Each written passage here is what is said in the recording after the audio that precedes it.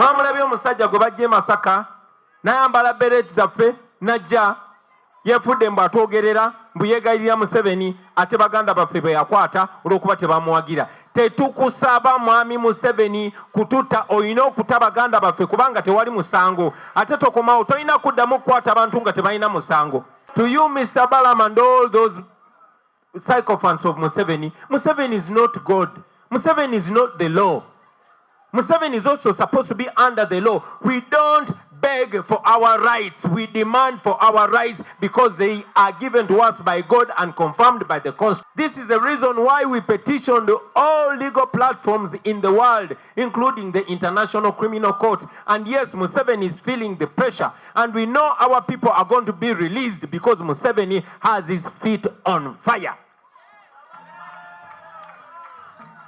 We are not begging for our freedom. We are demanding for our freedom.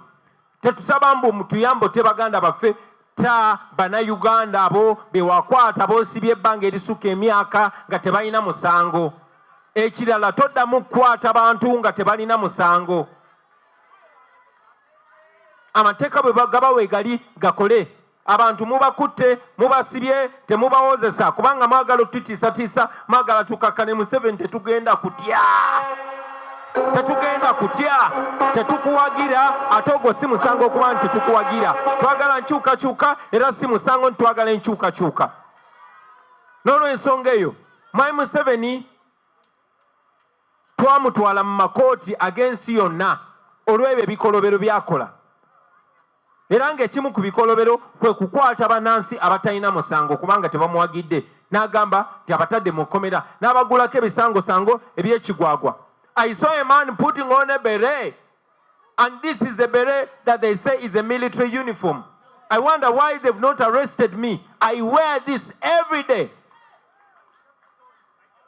Okutte bana Uganda obasibye makomera nti bazize omusango okwambala enkofiira bweti. Ate oleese omugwagwa ayimiridde mu maaso go ng'ayambadde enkofiira bweti kubanga oyagala okukola. Mwami Museveni alina okumanya nti eno generation ndala nnyo gy'adiringa nayo. So we want freedom for all political prisoners. We want freedom for Olivia Rutaya, and we want it now. We want freedom for all political prisoners, and we want it now. We are not going to beg you, Museveni, or whoever you work with. We want our freedom now. You all saw how shameless General Museveni is. While the world is shocked with the glaring corruption in parliament, with the theft of taxpayers' money by Anita Among and those under her, Museveni came out to praise her. That is the man that always pretends to be fighting corruption. But we all came to realize that indeed Museveni is abetting corruption. Mwalabye Museveni bwe yavuddeyo nga ensi yonna emaze okwanika Anita Among. Ku biliyoni ne biliyoni z'omusolo zabba, Museveni yavuddeyo n'agamba munviire kwa Amongo wange. Ekyo njagala kibalage nti ate tubadde nga tukyogerako muzikize ne lwaleero nkyogereko nti omuli w'enguzi nnamba emu yaani ye Museveni, abalala ajja si bakozi be. Ekyo kibalage wawe tuli ne lwaki tulina okulwana okumuggyako.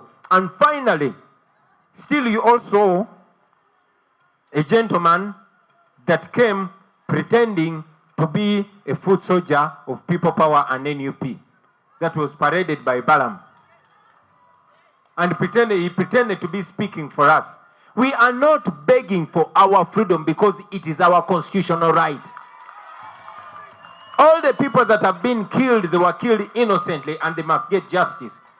All our comrades that are in prison, they are not criminals, they are innocent. And we've been demanding for their freedom. We continue to demand for their freedom. We want freedom for Olivia Rutaya. We want freedom for Machete. Freedom for Kalanzi. Freedom for Mudi Nsanya. We want freedom for all political prisoners. We are not begging Museveni because they are not criminals. They are innocent people.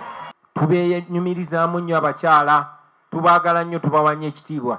Mwebale kubaana bavumu na buvumu bujja kutwegatako ku nnaku nga luno.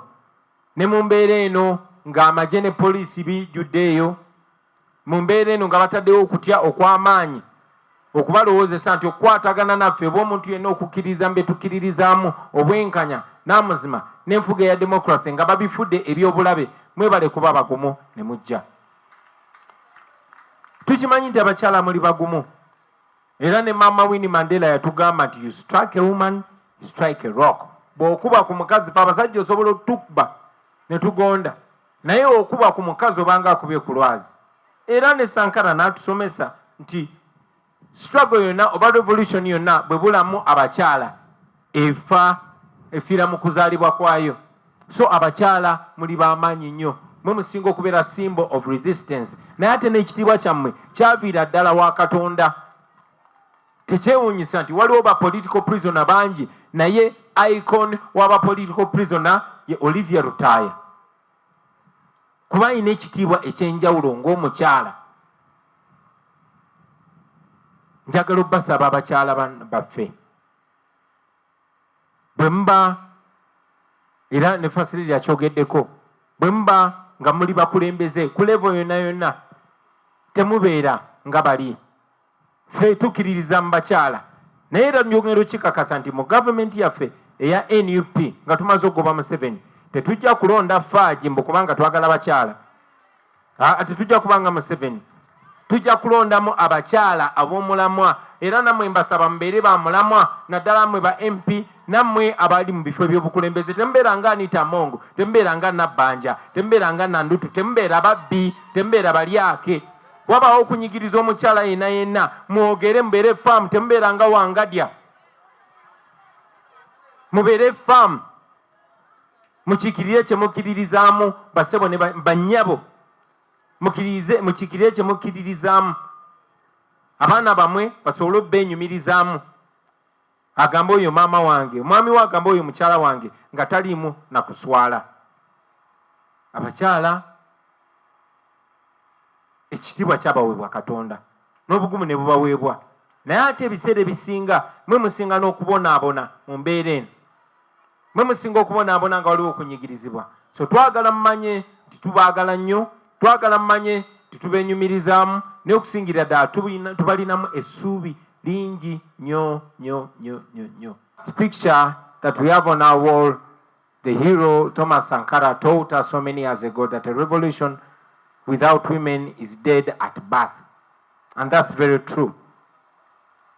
Every man you see here probably wouldn't be on time or wouldn't be as confident if they were not being backed by a woman.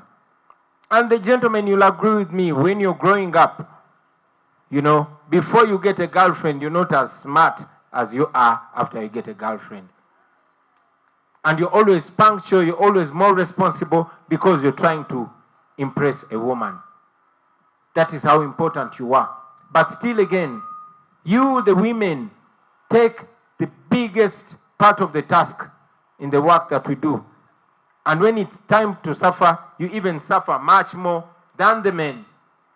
So this should speak to you how important you are. We hold you in very high regard. And we don't only believe in, you know, affirmative action in respect for women as something political. We believe in it from the depth of our hearts. And even when we are fronting women, we want to front the best that there is. We don't want to be like Museveni, only picking out Faji of the women. In our government, as the National Unity Platform, we will pick women of value and valor. We will not pick thieves or jokers. And it's at this juncture that I want to add my voice to all the people that have spoken. To you, the women, while we hold you in very high regard, please represent the women folk in the best way they should be represented. Don't be thieves. Please don't be like Anita Mong. Don't be like Nabanja. Don't be like Nandutu.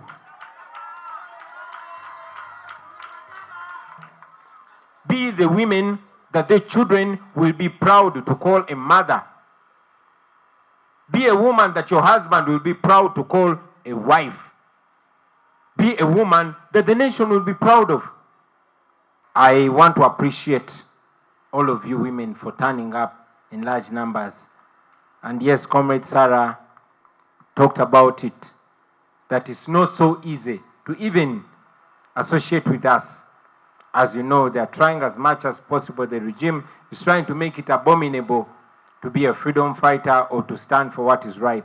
Thank you very much for being bold, for being confident, for turning up and standing with us. We don't take that for granted. We are celebrating Women's Day belatedly, 20 days later. But again, like Madam First Lady mentioned, there's always a spice when women are involved. We are thankful to the Almighty God that we are here today. We as NUP, we believe in women power. We believe in their ability. We believe not only in inclusiveness, but in equal presence.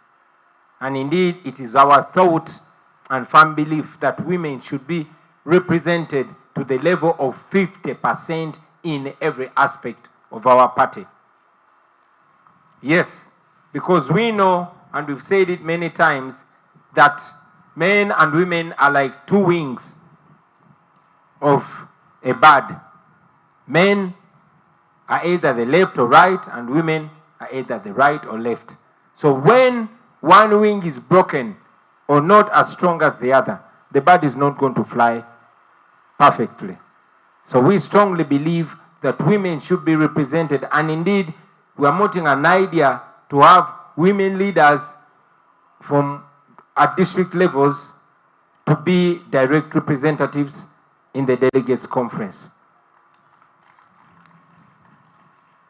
I don't have so much to say to the women today other than appreciate them, and also to speak to them on my behalf and on behalf.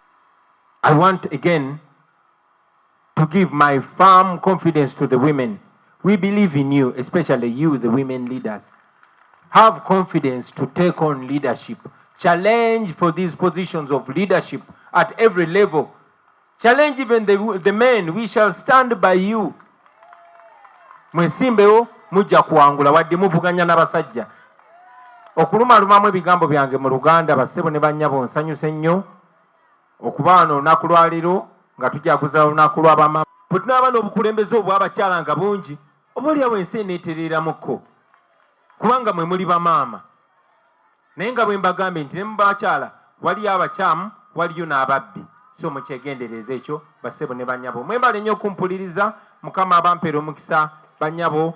I wish you a very, very, very fruitful day. For our sisters and brothers who are Muslims, Assalamu alaikum wa rahmatullahi wa barakatuh. Thank you for God and my country.